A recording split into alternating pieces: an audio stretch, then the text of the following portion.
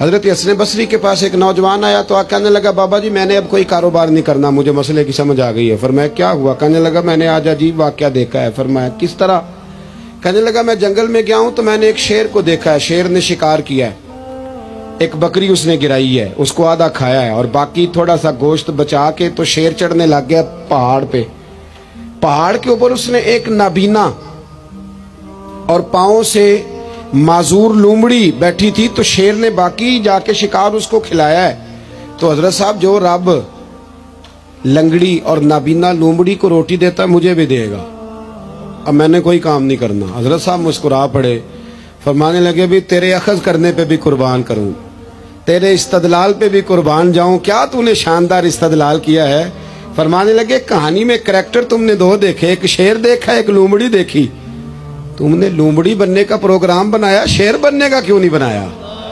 شیر بننا، کھا بھی اور کھلا بھی، پہن بھی اور پہنا بھی، آگے بڑھ، تو نے لومڑی بننے کا ارادہ کر لیا ہے کہ پہنچے گا تو کھاؤں گا۔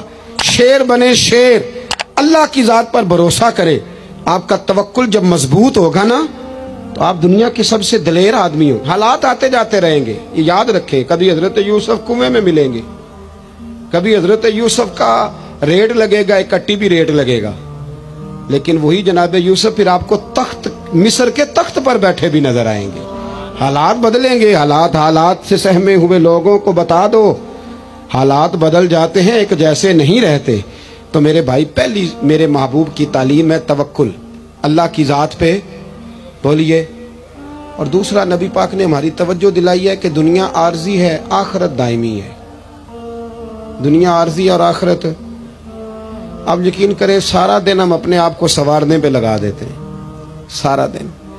ہمارے بچے 25-25 منٹ آئینے کے سامنے کھڑے ہوتے ہیں، پھر بھی راضی نہیں ہوتے کہ میں اچھا لگ رہا ہوں۔ جڑے بندے نو وہم ہو جاندہ نا میں چنگا نہیں پہ لگدا، وہ کدے چنگا نہیں جے لگدا، وہ جڈا مرضی چنگا لگے، چونکہ انہوں وہم لگ گیا ہے کہ میں اچھا لگ رہا۔ وہ بیچارہ 25 دفعہ آئینہ دیکھتا ہے، اور اب تو سہولت ہو گئی ہے، موبائل پہ بھی آئینہ آ گیا ہے۔ میں نے دیکھا وہ کھول کے نا تو وہیں سیٹ کر رہے ہوتے ہیں بالوں کو۔ بس کر یار، اتنا زیادہ اپنے اوپر، یہ عارضی ہے سارا کچھ، دنیا کا سارا حسن عارضی، ہر چیز۔ والباقیات الصالحات، حضور نے ہمیں بتلایا کہ باقی رہنے والی نعمتیں وہ جو آخرت میں ملیں گی۔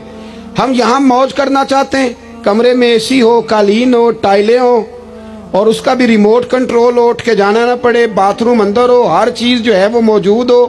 آپ یقین کریں اتنے آسان، ہمارا اقبال رویا کرتے تھے اور کہا کرتے تھے لہو مجھ کو رلاتی ہے جوانوں کی تن آسانی، کہتے میں خون کے آنسو روتا ہوں کہ یہ قوم جہاد کرے گی جو ریموٹ کنٹرول کے ساتھ سارا وقت گزارتی ہے، یہ لوگ کچھ کریں گے؟ اتنا ہم آرام چاہتے ہیں۔ سنو، میرے رسول کریم کائنات کے بادشاہ ہیں، حضور فرماتے ہیں میں چاہوں تو اللہ خود پہاڑ سونے کا بنا دے اور میرے ساتھ چلا کرے۔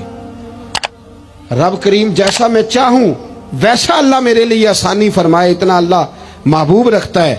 لیکن حضور نے اللہ کی بارگاہ میں دعا کی تھی، یا اللہ ضرورت کے مطابق روزی دینا، اے اللہ میرے اہل بیت کو ایک وقت روٹی دینا، ایک وقت کا فاقہ دینا۔ یہ دعا مانگی تھی، مانگے ہاں آج ہم بھی اپنی اولاد کے لیے یہ دعا، یہ بھی سنت ہے، اس کو بھی ادا کرو۔ اللہ بقدر ضرورت روزی، بقدر ضرورت۔ اور ایک تو وقت ہے نا آ نہیں رہا، کروڑوں مال آیا، اور میرے رسول کریم نے دنیا کی دولت کو گھر میں داخل، حضور نے داخل، ادھر دیکھو میری طرف، حضرت عمر فاروق جیسا دلیر آدمی، جناب عمر کہتے ہیں صحیح بخاری میں صحیح مسلم میں حدیث ہے، فرماتے ہیں میں حضور کے کمرے میں داخل ہوا، حضور آرام فرما تھے۔ اللہ کے رسول جب اٹھے نا میرے لیے کہ عمر آیا ہے، محبوب عزت دیا کرتے تھے نا، کہتے ہیں حضور جب اٹھے تو موٹے بان کی چارپائی تھی نبی پاک کی، موٹے بان کی، اور فرماتے ہیں حضور کی کمر پر موٹے موٹے نشان بنے ہوئے تھے۔ وہ کدی پنڈا دے بندے جوار وڑ دے سن تے ہتھاں تے نشان پیندے سن، اب تو نہیں نہ پڑتے، لیکن آپ کسی کو چھیڑ کے دیکھ لیں ساری دنیا دکھی ملے گی آپ کو۔ موٹر سائیکل گھر میں، پیٹرول گھر میں، ہر چوتھے دن کا کھانا ہوٹل پہ، اور بندے سے پوچھ لیں غریب بھی سب سے زیادہ وہی ہے، موبائل 75,000 کا ہے ماڑا بندہ، اس کو چھیڑ لے تو کہتا ہے دعا کرو میرا کاروبار ٹھیک ہو جائے۔ بس چاند تک پہنچنے کی خواہش ہے، نیچے بیٹھنے کو کوئی تیار نہیں، وہاں جانا ہے ہم نے۔ حضرت عمر فرماتے ہیں حضور کی کمر مبارک پر موٹے موٹے باندھ کے نشان میں نے دیکھے تو میں رو پڑا. دلیر آدمی تھے پر رو پڑا. عرض کی یا رسول اللہ صلی اللہ علیہ وسلم کیسر و کسرا کے بادشاہ موجیں کر رہے ہیں اور آپ اللہ کے نبی ہو کے اس تکلیف میں. رسول کریم حضرت عمر کے آنسو دیکھ کے فرمانے لگے عمر کیا تو یہ پسند نہیں کرتا کہ وہ دنیا کی عارضی زندگی میں تھوڑے وقت میں موج کر جائیں اور آخرت میں رسوا ہو جائیں اور ہم یہاں تھوڑی سی تکلیف برداشت کریں اور اللہ قیامت کی ساری عزتیں ہمیں ہی عطا فرما دے. آج تو لوگ جنت کا سوال ہی نہیں کرتے. میرا نعت خان اور میرا وائز کہتا ہے اور یہ تو کیڑی جنت دیاں گلاں کرنا ہے. میں کہ وہ دیاں جدیاں اللہ قرآن وچ کیتیاں اسی جنت کی جس کی نبی پاک نے باتیں کی ہیں. آپ بتاؤ آپ نے جنت کے علاوہ کہاں جانا ہے؟ جنت میں ہی سارا کچھ ہے. جنت میں ہی نعمتیں, جنت میں ہی عزتیں, جنت میں ہی سعادتیں اور خدا رسول کا دیدار بھی جنت میں ہی نصیب ہوگا. اللہ نبی بھی وہیں ملیں گے, امام حسن حسین بھی وہیں ملیں گے, صحابہ کرام بھی. لیکن جنت کا مذاق اڑایا جاتا ہے. میرے بھائی حضور نے ہماری توجہ دلائی کہ دنیا عارضی ہے. توجہ ہے میری بات پر؟ عارضی. دیکھو ایک صحابی کا نا بڑا عالی شان محل حضور نے دیکھا تھا. اب تو 10-15 لاکھ روپیہ نقشے والا لیتا ہے. اچھا گھر آپ نے بنانا ہو نا تو 10-15 لاکھ نقشے والا مانگتا ہے. اور آپ سوسائٹیاں جا کے دیکھ لیں, میرے جیسا دیہاتی آدمی تو حیران ہو جاتا ہے. خیر میں نے تو پیروں کی پیر صاحب کی پجاروں دیکھ کے بھی حیران ہی ہو جاتا ہوں. میں تو چھوٹا آدمی ہوں تو میں تو اکثر حیران ہی رہتا ہوں. کیا لاؤ لشکر ہیں, کیا کمال ہے, درس فقیری کا, انداز امیری کا, کیا مطلب انفرادیت ہے اور کیا حسن ہے, کیا کمال ہے. تو حیران ہو جاتا ہوں. بہرحال حضور نے ہماری توجہ دلائی. ایک صحابی کا بہت بڑا محل تھا, ڈبل ٹرپل سٹوری. حضور وہاں سے گزرے. ایک بات بڑی تسلی سے مجھے بتائیں, ادھر دیکھیں میری طرف. بیٹا عالی شان مکان بنائے تو ابا راضی نہیں ہوتا؟ استاد پیر صاحب راضی ہوتے ہیں نا کہ ماشاءاللہ ہمارے بچے کا مکان ہے. پر حضور نے وہ اتنا بلند و بالا مکان دیکھا تو حضور کے چہرے پہ ناراضگی آئی. یہ مشکات کی حدیث ہے.